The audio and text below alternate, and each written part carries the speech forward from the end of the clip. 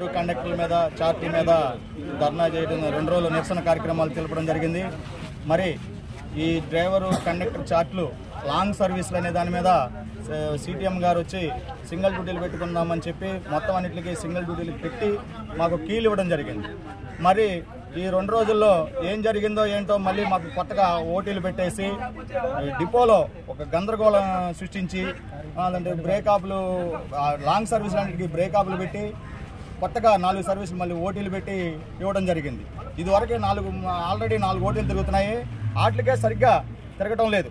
ఏది ఓటీలు తిప్పలేక మరి బస్సులు లేవని అదంటే ట్రాఫిక్ లేదని చెప్పి ఎర్నింగ్స్ లేదని చెప్పి సర్వీసులు క్యాన్సిల్ చేస్తున్నారు.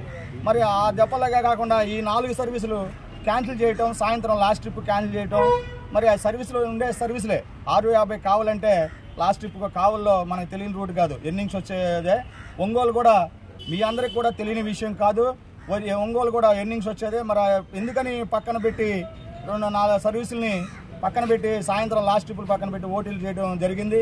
ఆ కీలు మాకు ఇవ్వడం జరిగింది. మరి ఆ కీలు మీద మేము తీవ్రంగా వ్యతిరేకిస్తున్నాము. ఓటీల మీద వ్యతిరేకిస్తున్నాము. బ్రేకాపులు లాంగ్ సర్వీసుల మీద బ్రేకాపులు పెట్టిన వాటి మీద కూడా తీవ్రంగా వ్యతిరేకిస్తున్నాము.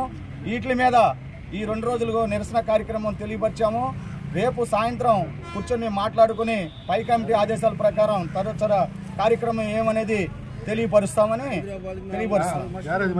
కూడా వాటర్ లేకపోవటం, మంచినీళ్ళ కోసం కూడా 4 సార్లు మంచినీళ్ళు లేవని చెప్పి డిపో మేనేజర్ గారి దృష్టికి కూడా తీసుకెళ్ళిన వాటర్ అదంటే చేపిస్తాను చూస్తాను అని చెప్పడం. కానీ ఇప్పుడేదో మా ఉద్యోగస్తుని వాటర్ బాటిల్ తెచ్చుకుని తాగమంటున్నారంట, ఇంటికాంచి వాటర్ బాటిల్ తెచ్చుకోమని. మరి అదైతే కరెక్ట్ కాదు. వాటర్ బాటిల్ తెచ్చుకుని ఎక్కడ తాగుతారో మీరు. లోపల వాటర్ ప్లాంట్ ఉంది, దాన్ని సరిచేసి దాన్ని కూడా వాటర్ కల్పించాలని కోరుకుంటూ ఈ అవకాశం ఇచ్చినందుకు మరి చాట్లేసి దాదాపుగా 2.5 సంవత్సరాలు పూర్తయినందని, ఈ మధ్యకాలంలో చాలామంది రిటైర్డ్ కావడం కానీ వేరే కారణాల వల్ల ఖాళీలు ఏర్పడ్డాయి. దీనివల్ల అనేక మంది డ్యూటీలు లేక స్పేర్లో వచ్చి ఇబ్బంది పడతా ఉన్నారు. మేము మెమోరాండముల ద్వారా అనేక పర్యాయములు డిఎం గారి దృష్టికి తీసుకెళ్ళడం జరిగింది. అయినా వారి నుండి ఎలాంటి స్పందన లేదు. మరి అక్రమ రవాణా సింగరాయకొండ నుంచి కందుకూరుకు వచ్చి లోపలికి వచ్చేసి ఆర్టీసీ ఆదాయానికి గండి కొడుతున్నాయి.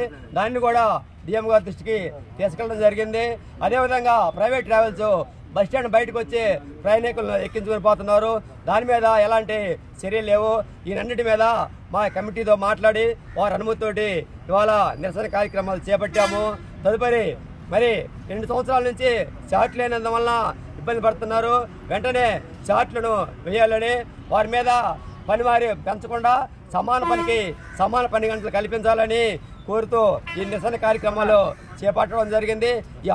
ఈ నిరసన కార్యక్రమాలు అమలు కాని ఏళ్ల జిల్లా వ్యాప్తంగా కూడా దీన్ని తీసుకెళ్ళడానికి వెనకబడమని తెలియజేస్తూ ఈ అవకాశం ఇచ్చిన మా కమిటీకి